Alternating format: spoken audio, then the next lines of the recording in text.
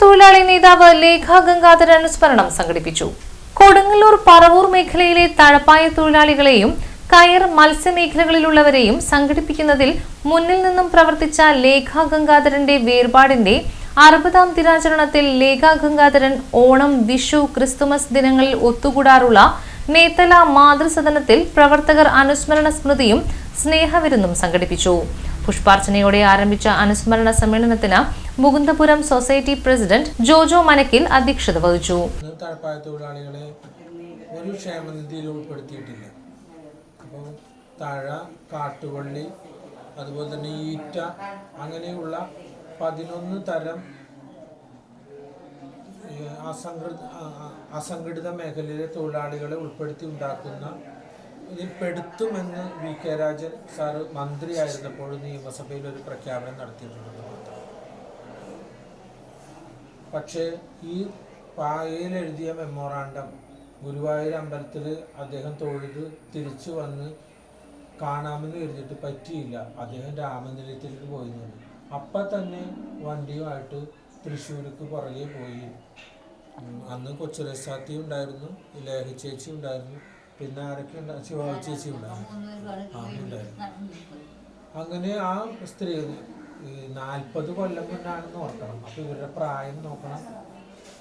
പക്ഷെ ഒരു പ്രശ്നമില്ലാതെ ഈ വെളുപ്പാങ്കാലത്തേക്ക് വരുന്നതിന് ഒരു കുഴപ്പമില്ലാതെ അങ്ങനെ നടന്ന് ക്ഷേമനിധി മേടിച്ചെടുത്ത് ഇപ്പോൾ 2000 രൂപ വെച്ച് അവർക്ക് എല്ലാ മാസവും കിട്ടുന്നുണ്ട്. കൊടുങ്ങല്ലൂർ നഗരസഭാ കൗൺസിലർ ടി.എസ്. സജീവൻ അനുസ്മരണ സമ്മേളനം ഉദ്ഘാടനം ചെയ്തു.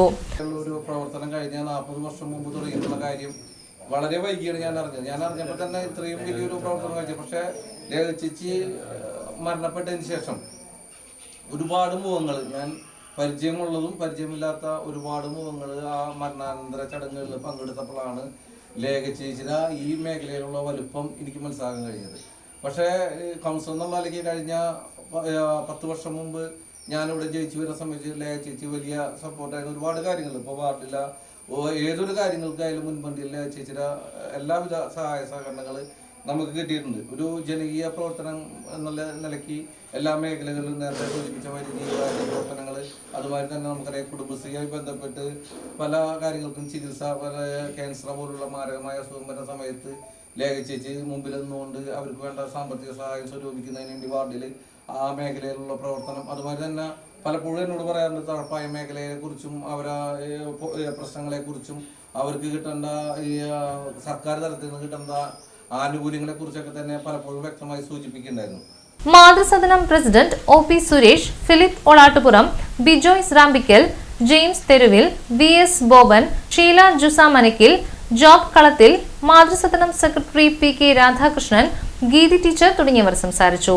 സുഹ്റ മുഹമ്മദ് അലി സ്വാഗതവും ശിവാവതി ചന്ദ്രൻ നന്ദിയും പറഞ്ഞു. തുടർന്ന് സ്നേഹവിരുന്നും നടന്നു.